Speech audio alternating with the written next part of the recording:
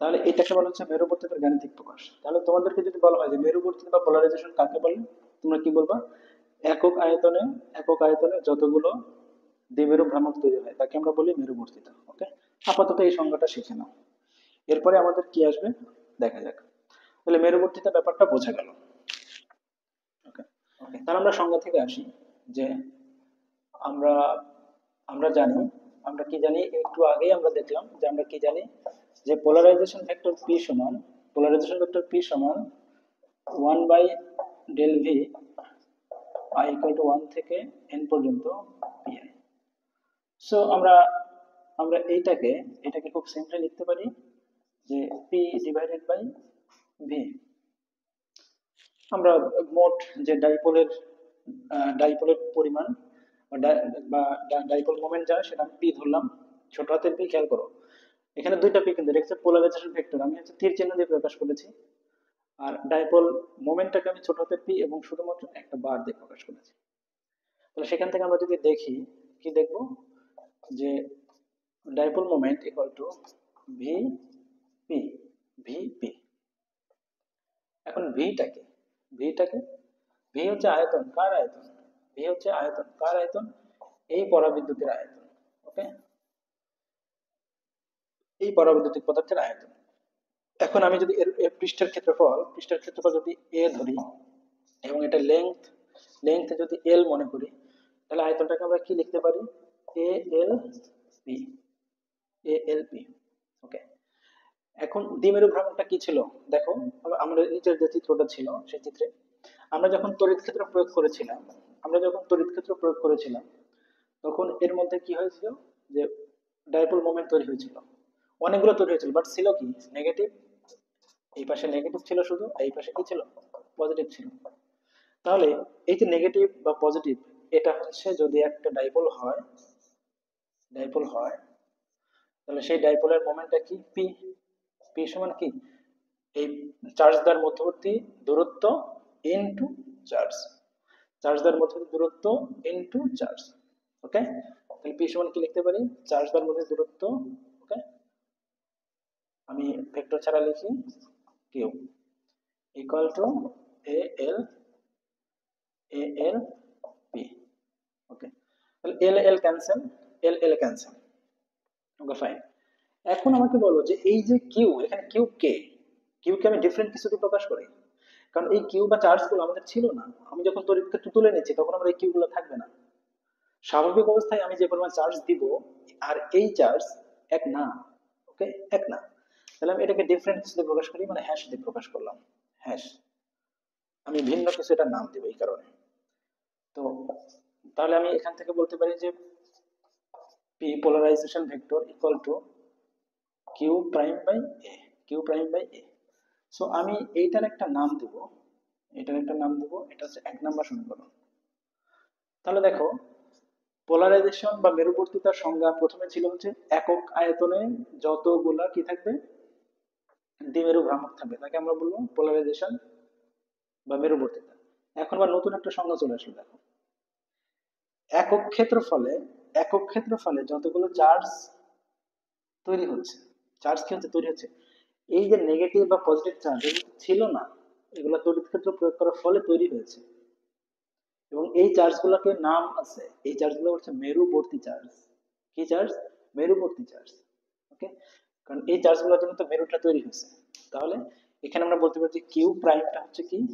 মেরুবর্তী charge, মেরুবর্তী charge.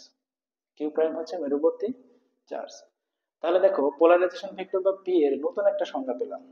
কি সংজ্ঞা? বলতে পারি এই 1 নম্বর সমীকরণ থেকে যে একক ক্ষেত্রফলে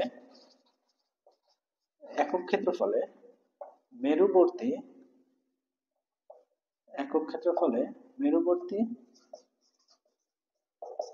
চার্জের পরিমাণকে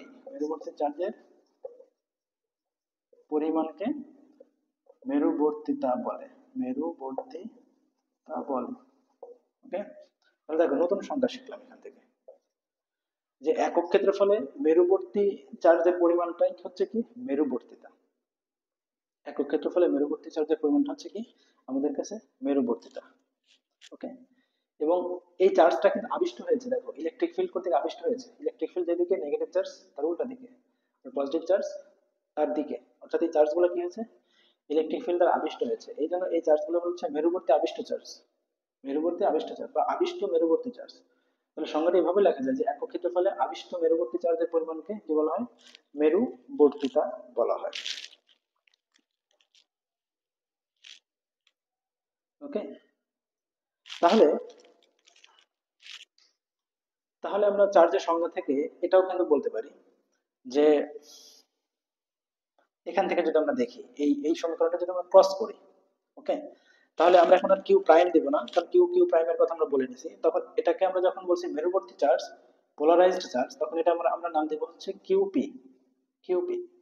তাহলে এক নম্বর ইকুয়েশন থেকে আমরা বলবো যে কিউপি, হোয়াট ইজ কিউপি। আমি যদি ছোট্ট একটা এরিয়া চিন্তা করি, এখানে বড় এরিয়া এ বলা হচ্ছে, আমি যদি ছোট্ট একটা এরিয়া চিন্তা করি, তাহলে আমি বলতে পারি যে মেরুবর্তী charge q p equal to polarization vector p dot ds, polarization vector p dot ds, ওকে। এবং ইন্টিগ্রেশনটা হবে কি, ইন্টিগ্রেশনটা হবে হচ্ছে অবশ্যই ক্লোজড, ক্লোজড সারফেসের উপর হবে। তাহলে দেখো এক নম্বর ইকুয়েশন থেকে আমরা কিন্তু এটা লিখলাম, কঠিন কিন্তু কিছু লিখি না, আমি জাস্ট ক্ষেত্রফলটাকে ছোট করে লিখছি। আর কিউ প্রাইমটাকে আমরা বললাম যে পোলারাইজড চার্জ, জাস্ট কিউপি লিখলাম, ওকে। আবার চার্জের সংরক্ষণ নীতি থেকে আমরা কি পাই, দেখো চার্জের সংরক্ষণ নীতি, চার্জের সংরক্ষণ নীতি অনুসারে আমরা কি পাই, যে পরাবিদ্যুতে কোনো ধরনের চার্জ ছিল না, ইলেকট্রিক ফিল্ড প্রয়োগ করার ফলে চার্জ তৈরি হচ্ছে, কিন্তু যেটা তৈরি হচ্ছে সেটা তো আমাকে আবার কি ক্যান্সেলও করতে হবে, তাই না? অর্থাৎ কিউপি পরিমাণ চার্জ যদি তৈরি হয়, তাহলে তার নেগেটিভ কিউপি পরিমাণ চার্জও তৈরি হবে, কারণ আমি যখন ইলেকট্রিক ফিল্ড তুলে নেব তখন মোট চার্জের পরিমাণ কি হবে, জিরো হয়ে যাবে, মোট চার্জের পরিমাণ কি হবে, জিরো হবে। কাজে আমরা বলতে পারি যে চার্জের সংরক্ষণ নীতি অনুসারে minus Q P equal to, minus Q P equal to volume integral of rho P d V. আচ্ছা, আমি এটাকে একটু উপরে লিখি,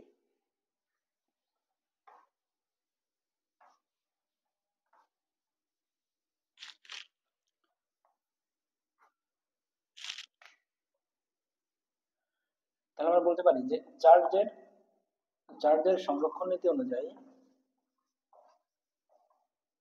চার্জের সংরক্ষণ নীতি অনুসারে আমরা কি বলতে পারি, যে যে পরিমাণ চার্জ তৈরি হলো এই পরিমাণ চার্জ তো থাকবে না, অর্থাৎ এর নেগেটিভ একটা চার্জ তৈরি হবে, যেটা হচ্ছে মাইনাস কিউপি সমান কি হবে, volume integral of rho P d V. যেখানে আমরা রো পি বলছি কি, আয়তনিক চার্জ ঘনত্ব, কার, আয়তনিক আবিষ্ট চার্জ ঘনত্ব বা আবিষ্ট আয়তনিক চার্জ ঘনত্ব, ওকে। তাহলে এটাকে আমরা বলছি হচ্ছে 2 নম্বর সমীকরণ, এটাকে আমরা বলছি হচ্ছে 3 নম্বর সমীকরণ। তাহলে আমরা এখন দেখি যে 2 ও 3 নং সমীকরণ হতে আমরা কি পাই, 2 ও 3 নং সমীকরণ থেকে কি পাই, কিউপি কিউপি সমান জাস্ট একটা নেগেটিভ সাইন চলে আসবে, তাহলে সমান করলে আমরা কি পাবো, যে surface integral of P dot DS, P dot DS equal to volume integral of rho p dv, volume integral of rho p dv, volume integral of rho p dv। তাহলে এখন সারফেস ইন্টিগ্রালকে ভলিউম ইন্টিগ্রালে পরিণত করো, তাহলে কি গস ডাইভারজেন্সের theory অনুযায়ী আমরা কি পাবো, divergence of P d V, surface ইন্টিগ্রালকে ভলিউম ইন্টিগ্রালে পরিণত করলাম গস ডাইভারজেন্স থিওরি অনুযায়ী, এই পাশে থাকলো তাই রো পি। তাহলে ইন্টিগ্রেশন আমরা উভয় পাশ থেকে তুলে দিতে পারি, তুলে দিলে আমাদের কি দাঁড়ায়, ও এখানে একটা নেগেটিভ সাইন আসবে, কারণ এই যেখানে মাইনাস কিউপি আছে এটা নেগেটিভ সাইন আসবে, তাহলে divergence of P equal two কি আসবে, মাইনাস পি। বা এইটাকে আমরা কিভাবে দেখেছিলাম, এটাকে আমরা দেখেছিলাম হচ্ছে এইভাবে, প্রশ্ন যেটা ছিল যে rho P equal to minus divergence of P. Okay, তাহলে এখানেই হচ্ছে আমার কি প্রমাণিত বা দেখাও, প্রমাণিত বা দেখানো হলো, তোমরা যেটা প্রশ্নে আসবে ঠিক ওভাবে লিখবা, প্রমাণিত বা এটা আসবে দেখানো হলো। তাহলে দেখো কত সহজ ব্যাপার, ক্লিয়ার? আশা করি সবাই বুঝতে পেরেছো। তাহলে এখানে আমাদের খুব ছোট্ট একটু জ্ঞান থাকলে হবে, যে শুধুমাত্র পোলারাইজেশনের জ্ঞানটা থাকলেই আমরা এই প্রশ্নের উত্তর করতে পারবো। তাহলে এখানে আমরা বলে দেব যে হোয়াট ইজ রোপি। রোপি হচ্ছে আবিষ্ট আয়তনিক চার্জ ঘনত্ব, বা তোমরা এখানে বলতে পারো যে মেরুবর্তী চার্জ ঘনত্ব, বা এটাকে আমরা বলতে পারি যে মেরুবর্তী মেরুবর্তী মেরুবর্তী চার্জ ঘনত্ব। আর এখানে পি হচ্ছে কি মেরুবর্তিতা, মেরুবর্তিতা। প্রশ্নটা কিন্তু এভাবে আসতে পারে যে দেখাও যে মেরুবর্তী চার্জ ঘনত্ব মেরুবর্তিতার ডাইভারজেন্সের সমান। ঠিক আছে? তাহলে এই হচ্ছে আজকের পড়া। আশা করি তোমরা সবাই বুঝতে পেরেছো। যদি কোনো প্রবলেম থেকে থাকে অবশ্যই তোমরা আমাকে জানাবে। ওকে, আজকে তাহলে এখানেই সমাপ্ত।